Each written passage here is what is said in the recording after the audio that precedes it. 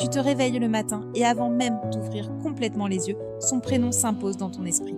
Ton ventre se serre, ta poitrine pèse. Tu regardes ton téléphone comme un réflexe, espérant un message qui n'arrive jamais ou redoutant d'en voir un qui ne viendra probablement pas.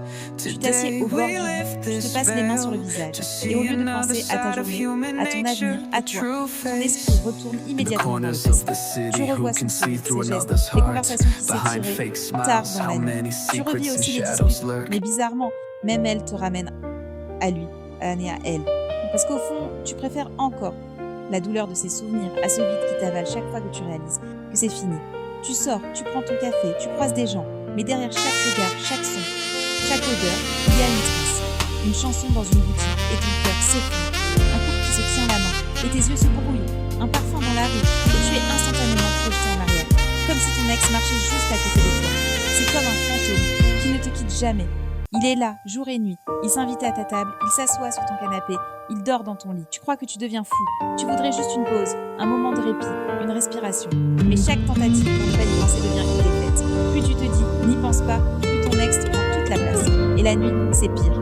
Quand le silence s'installe, quand il n'y a plus de bruit pour couvrir tes pensées, ton esprit explose. Tu revis chaque scène, tu inventes des dialogues, tu te demandes ce que tu aurais dû dire, ce que tu aurais dû faire.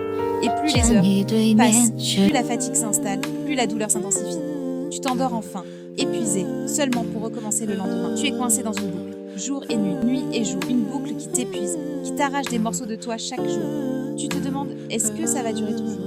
Est-ce que je vais passer des semaines, des mois, des années à penser sans arrêt à cette personne ? Est-ce que je suis condamné à vivre avec ce fantôme ? La réponse, c'est non. Tu n'es pas condamné. Mais pour briser cette boucle, il ne suffit pas de te forcer à oublier. Il ne suffit pas de répéter « je dois tourner la page ». Non, ça ne marche pas comme ça. Ton esprit a besoin de comprendre. Ton cœur a besoin d'apprendre.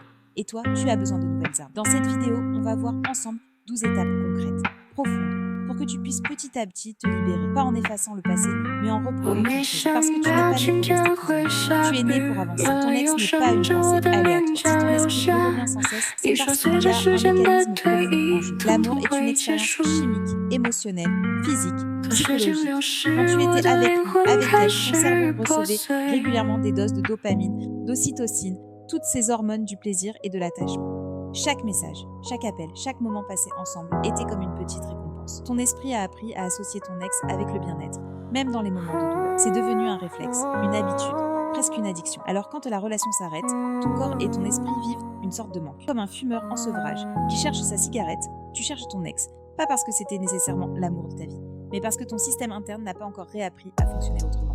C'est pour ça que tu te réveilles avec son image, que tu manges avec ses souvenirs, que tu dors avec ses mots dans ta tête. Ton cerveau rejoue encore et encore ce qui lui manque, exactement comme il rejouerait une chanson en boucle parce qu'il adore son rythme. Et ce mécanisme est amplifié par ta mémoire émotionnelle. Chaque endroit, chaque odeur, chaque détail est relié à une émotion vécue avec ton ex. Alors forcément, ton esprit déclenche ces associations constamment. C'est un réflexe, pas un choix conscient. Comprendre ça est libérateur. Tu n'es pas faible, tu n'es pas fou. Tu es simplement en train de traverser un sevrage. Et comme tout sevrage, il a un début, une intensité et surtout une fin. Les souvenirs ne sont pas neutres, ils sont saturés d'émotions. Quand tu repenses à un moment heureux avec ton ex, ce n'est pas seulement une image qui défile dans ta tête, c'est ton corps entier qui se souvient. Ton cœur s'accélère, ton ventre se contracte, ton souffle change. Tu revis l'instant, comme si tu y étais encore. C'est pour ça que c'est si douloureux, parce que ton cerveau ne fait pas la différence entre le souvenir et le présent. Mais ce mécanisme a un piège, ta mémoire est sélective. Elle ne se souvient pas de tout. Elle exagère certains moments. Elle en efface d'autres. Tu peux idéaliser ton ex, te dire que c'était parfait, que rien ne sera jamais pareil. Mais ce n'est pas la vérité.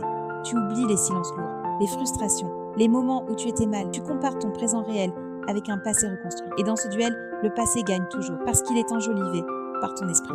La mémoire émotionnelle, elle est comme un film que tu rejoues en boucle. Mais ce film, tu peux apprendre à le voir autrement. Tu peux te rappeler que ce n'était pas un conte de fées permanent. Que si la relation est finie, c'est qu'il y avait une raison. En reprenant le contrôle sur la manière dont tu regardes tes souvenirs, tu commences à briser leur pouvoir. Beaucoup de gens font cette erreur. Garder un lien avec leur ex, suivre ses réseaux, répondre à ses messages, passer devant chez lui, chez elle. Ils se disent donc que ça va les aider à tourner la page plus doucement. Mais c'est un mensonge. Chaque interaction est comme une nouvelle dose de drogue. Chaque fois que tu vois une photo, un statut, une story, tu relances ton cerveau dans son cycle d'obsession. Tu rouvres la plaie au moment où elle commence à cicatriser. Tu dois comprendre ceci. Couper le contact, ce n'est pas un signe de faiblesse. C'est un acte de protection. C'est comme poser un pansement sur une blessure ouverte pour l'empêcher de s'infecter. Oui, au début, ça fait mal. Oui, tu vas ressentir un vide. Mais ce vide est nécessaire. Parce que c'est seulement quand tu arrêtes de nourrir l'obsession que ton esprit commence à chercher autre chose. Couper le contact, c'est donner une chance à ton cerveau de se rééduquer. Et plus tu attends, plus tu prolonges ta souffrance. Ton ex n'est pas seulement dans ta tête. Il est partout autour de toi. Dans les objets que tu gardes, les vêtements, les photos, les cadeaux, même un parfum, une tasse de café, une chanson sur ton téléphone, peut être un rappel constant. Et chaque rappel est comme une gifle qui te ramène en arrière. Tu crois que c'est inoffensif de garder tout ça. Mais en réalité, tu nourris ton obsession sans t'en rendre compte. Alors il est temps de faire le ménage. Pas par haine, pas par vengeance, mais par amour pour toi. Range, jette, donne ce qui te rattache encore. Repeins ta chambre, change l'agencement, recrée un espace qui te reflète toi aujourd'hui. Et pas toi avec lui, avec elle. Ce processus est difficile parce que chaque objet est chargé d'émotions. Mais plus tu allèges ton environnement, plus tu allèges ton esprit. Et un jour, tu regarderas autour de toi et tu réaliseras que ton espace ne parle plus de ton ex. Il parle de toi. Tu ne peux pas contrôler directement tes pensées, mais tu peux choisir ce que tu fais quand elles surgissent. Si tu restes passif, elles t'envahissent. Si tu passes à l'action, elles perdent leur force. Imagine que chaque pensée de ton ex soit une étincelle. Si tu la laisses tomber sur du bois sec, ça fait un feu. Mais si tu la laisses tomber sur de l'eau, elle s'éteint immédiatement. L'action, c'est ton eau. Dès que tu sens ton ex envahir ton esprit, fais un geste concret. Lève-toi, marche, bois un verre d'eau, appelle un ami, écris une page, peu importe. Ce qui compte, c'est de briser la boucle mentale par un acte physique. C'est difficile au début parce que tes pensées sont lourdes. Mais plus tu le fais, plus ton cerveau apprend une nouvelle habitude. Au lieu de tourner en rond, il agit. Et l'action, même minime, est une victoire. Parce qu'elle te rend maître de ton esprit. Si ton ex occupe autant de place, c'est aussi parce que ton cerveau n'a rien d'autre d'aussi intense à quoi se raccrocher. L'amour, c'était une stimulation énorme. Aujourd'hui, sans ça, ton esprit se replie sur ce qu'il connaît, ton ex. La solution, ce n'est pas de forcer ton cerveau à oublier.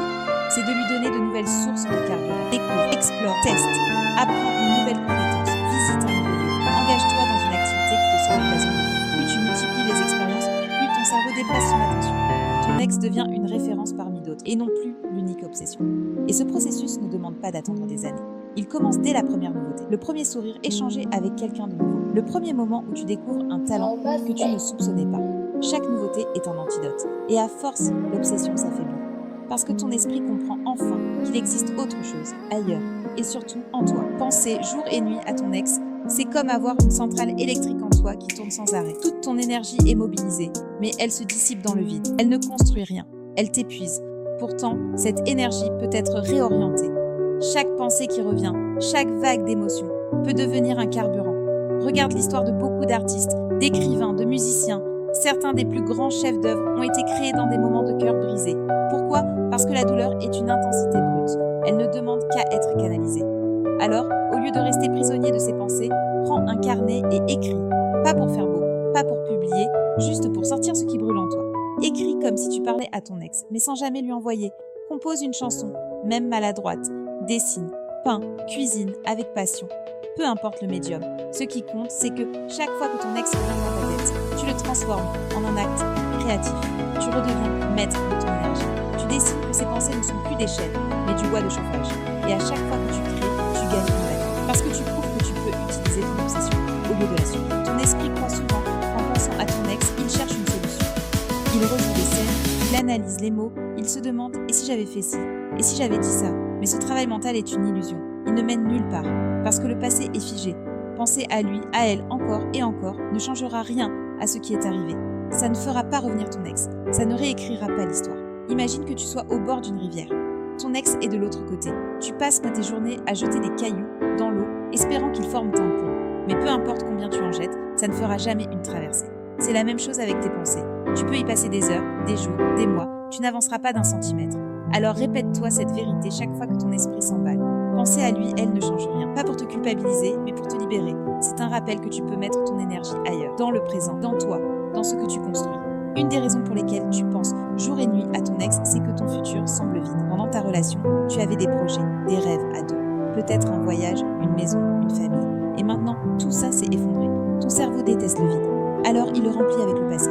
Il préfère ressasser ce qu'il connaît que d'affronter un futur incertain. La solution ? Redonner une direction. Pas besoin d'un plan parfait ou d'un projet gigantesque. Commence par des petits objectifs. Reprendre le sport, finir un livre, apprendre une nouvelle compétence. Puis élargis, un voyage à organiser, une passion à développer, une carrière à construire. Chaque objectif est une lampe allumée dans l'obscurité de ton avenir. Et plus il y a de lumière devant toi, moins ton esprit regarde derrière. Parce que le cerveau adore avancer vers quelque chose. Donne-lui cette direction et il cessera peu à peu de tourner en rond autour de ton ex. Le vide est effrayant. quand tu n'as plus ton ex, quand tu rentres dans un appartement silencieux, quand tu es seul face à toi-même, tu ressens ce gouffre. Et ton réflexe, c'est de le fuir. Tu allumes la télé, tu scrolles sur ton téléphone, tu cherches quelqu'un à qui écrire. Mais le vide, plus tu le fuis, plus il te poursuit. La clé, c'est de l'apprivoiser. Assieds-toi dans ce silence. Respire, sans la douleur, sans la solitude, sans essayer de la faire taire immédiatement. Découvre qu'elle ne t'anéantit pas, qu'elle est inconfortable mais supportable. Et peu à peu, tu verras que ce vide n'est pas un gouffre, mais un espace. Un espace que tu peux remplir autrement. Avec ta créativité, avec tes passions, avec tes projets. Le vide est comme une terre vierge. Tu peux y planter ce que tu veux. Mais pour ça, tu dois cesser de le fuir et commencer à l'habiter. Tu ne verras pas le changement immédiatement. Ce n'est pas un interrupteur que tu bascules. Mais un jour, tu réaliseras quelque chose d'étrange. Tu auras passé une matinée entière sans penser à ton ex. Puis une journée, puis une semaine. Et tu te diras, tiens, je n'ai pas pensé à lui, à elle. Ce jour-là, tu sentiras une légèreté nouvelle. Comme si une brume s'était dissipée. Ce processus est progressif. Chaque action que tu as faite, couper le contact, changer ton environnement, créer, avancer, construire une liberté nouvelle. Ton cerveau apprend pas à pas à vivre autrement. Et plus tu progresses, plus tu réalises que ton ex n'est plus le centre. Que tu dois recommencer à penser à d'autres choses. Des projets, des rêves, des rencontres. C'est le signe que tu es en train de reprendre ta vie en main. Et ce jour-là, tu comprendras que la boucle peut vraiment se briser. Arrêtez de penser à ton ex jour et nuit. Ce n'est pas seulement tourner la page d'une histoire. C'est redevenir maître de ton esprit. Aujourd'hui, ton ex occupe une place énorme dans ta tête. Il ou elle décide de tes émotions, de ton humeur, de tes journées. Mais ce pouvoir, tu peux le reprendre. Chaque fois que tu poses une action au lieu de subir une pensée, tu reprends un morceau de ton territoire intérieur. Chaque fois que tu dis non à l'obsession pour dire oui au présent, tu renforces ton pouvoir. La vraie victoire, ce n'est pas d'oublier ton ex. Ce n'est pas d'effacer tout ce que vous avez vécu. La vraie victoire, c'est de pouvoir y penser sans douleur. C'est de pouvoir en parler sans que ton cœur saigne. C'est de te réveiller un matin, de respirer profondément et de réaliser que tu es libre. Libre de ton passé, libre de tes pensées, libre de toi. Et cette liberté, elle ne dépend plus de ton ex, elle dépend uniquement de toi. Ton ex n'a pas à vivre jour et nuit dans ton esprit. Tu n'es pas obligé de tourner en rond éternellement. Tu as maintenant des clés, des chemins pour sortir de la boucle. Comprends pourquoi ton cerveau s'accroche, coupe le contact, change ton environnement, agis, crée, donne une nouvelle direction à ta vie. Apprends à accueillir le vide et un jour, tu réaliseras que ton esprit est plus léger. Tu seras surpris de voir que tu as passé des heures, des jours, sans penser à lui, à elle. Et tu sentiras cette paix, cette liberté que tu croyais impossible. Alors écoute-moi bien, tu n'es pas condamné. Tu es en train de vivre. Ce qui te semble être une obsession sans fin est en réalité un passage. Un passage difficile, oui, mais un passage. Et de l'autre côté, il y a une version de toi plus forte, plus libre, plus consciente. Une version qui n'est plus prisonnière d'un fantôme, mais maître de sa vie. Si tu veux continuer ce chemin avec moi, abonne-toi à cette chaîne. Chaque semaine, je partage des clés, des histoires, des outils pour t'aider à transformer tes passions en force et à bâtir une vie où tu es pleinement toi. Clique maintenant, parce que ta liberté commence ici, aujourd'hui, et elle t'aide.